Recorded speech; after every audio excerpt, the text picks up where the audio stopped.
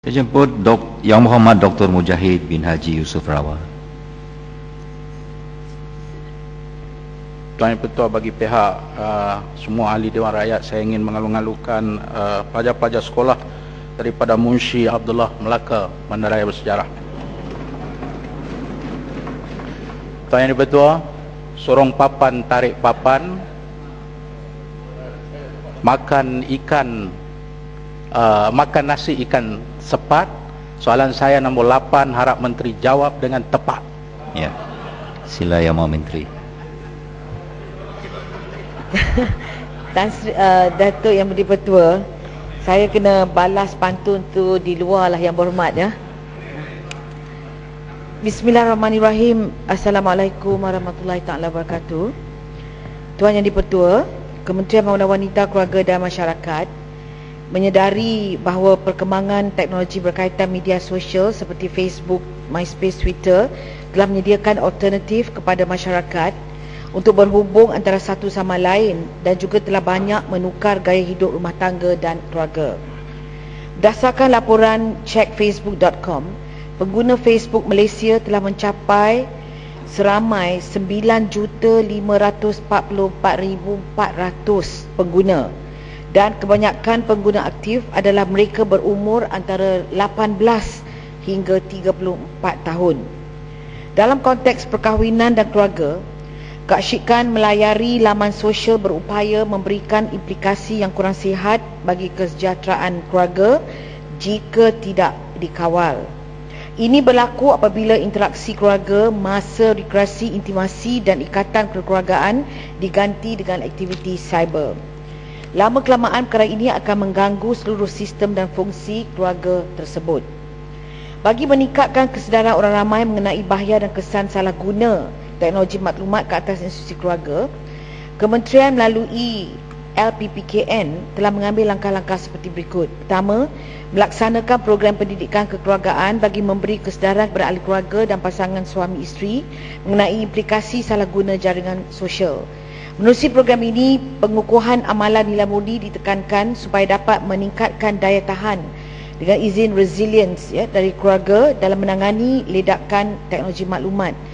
Seterusnya, membantu mereka mewujudkan hubungan suami isteri yang lebih baik. Setakat ini, sebanyak 4,610 program ilmu keluarga di LPKN telah dilaksanakan dalam komuniti, melibatkan seramai 490,123 ahli keluarga.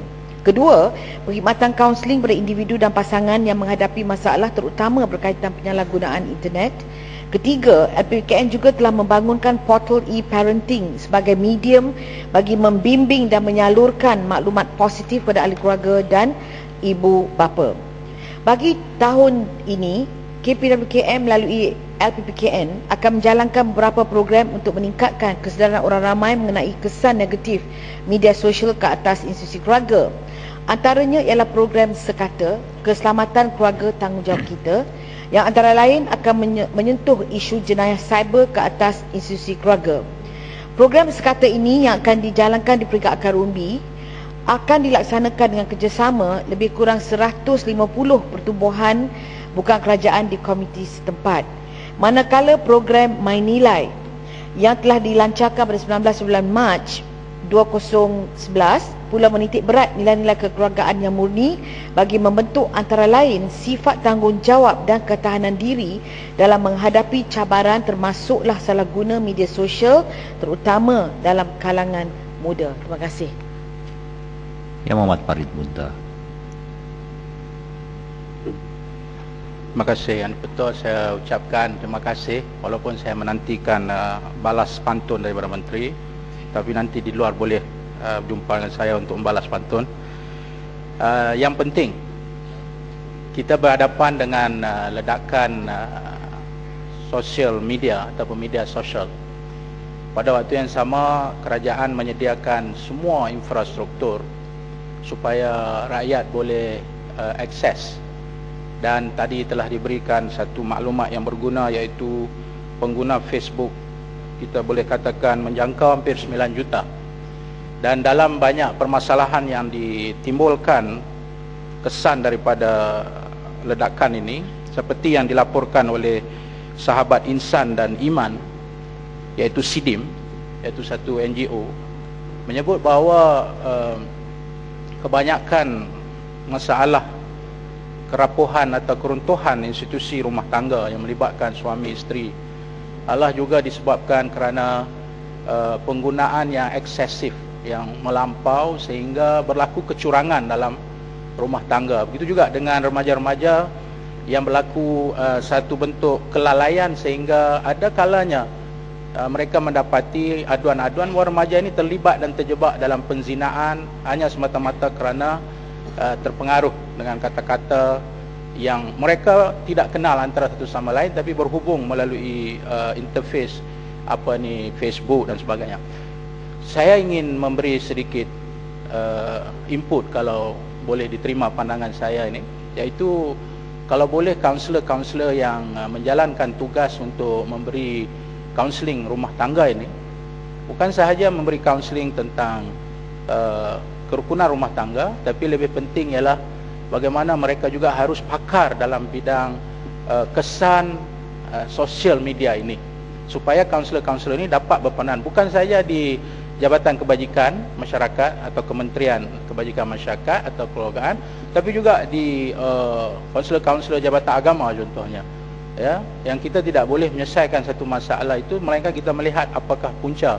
Yang kedua, saya mencadangkan juga selain daripada kursus yang disebutkan tadi, supaya diintensifkan ataupun diberikan fokus supaya modul-modul itu diletakkan, ya, satu modul khusus tentang kesan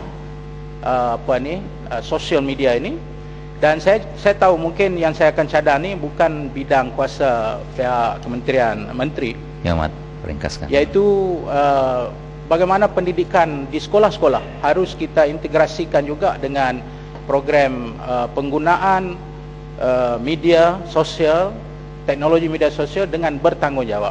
Saya rasa itu mungkin boleh memberi kesan, sebab saya khawatir kita mengemukakan hardware-nya tapi kita tidak mengemukakan software-nya. Saya mohon Menteri memberi penjelasan. Sekian, terima kasih Yang Dipertua.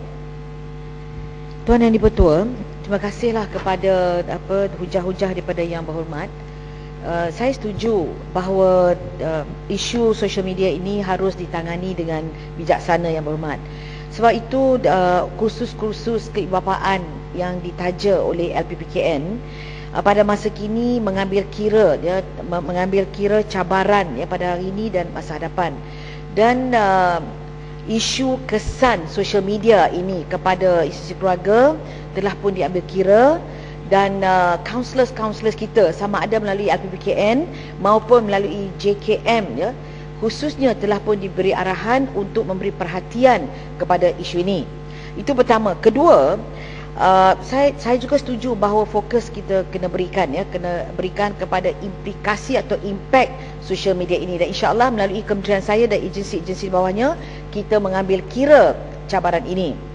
Saya nak maklumkan bahawa tadi Yang Berhormat kata tentang rasa bimbang social media ini. Kita pun di kementerian kita rasa bimbang, kita mengawasi situasi. Tapi kadang-kadang saya rasa kita kena balik kepada panduan orang-orang tua kita lah, ya, budaya kita. Dalam hidup ni apa jua pun kita tidak boleh terlalu ekstrim atau eksesif. Misal kata macam dalam media sosial ini, kita ada keperluan untuknya. Pada masa yang sama, sebagai ibu dan bapa, kita juga kena ambil tindakan, ya, untuk mengawasi dan membimbing. Kerajaan kita boleh mengambil tindakan atau langkah-langkah yang sewajarnya. Tapi pada masa yang sama, ahli keluarga terutama ibu dan bapa mesti mengawasi anak-anak mereka supaya apa-apa yang negatif, ya, yang hasil daripada ledakan teknologi maklumat ini tidak akan mencemarkan kekuatan institusi keluarga mereka. Terima kasih.